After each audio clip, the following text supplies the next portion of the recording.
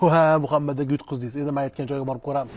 O'tgan safar shu joyi obzori ko'pchilik yoqqani uchun Dunduzikka o'ynab bo'lsa ham Muhammad akamiz zo'rg'a ikkinchi qismini olishga ko'ndi. O'tgan safar olishga ulgurmagan taomlarimizni, o'tirishga ulgurmagan joylarimizni sizlar uchun obzor qilib beraman deb bugun voqilidan kelib obzorni boshlab yubordik. Shuning uchun like hozirdan bosib qo'ymasanglar bo'lmaydi. Ko'zim birinchi bo'lib hozir sezoni bo'lib turgan Silotkaga tushdi. Barib Muhammad akam greftirlar narxiga qarab o'tirmasdan olvordim.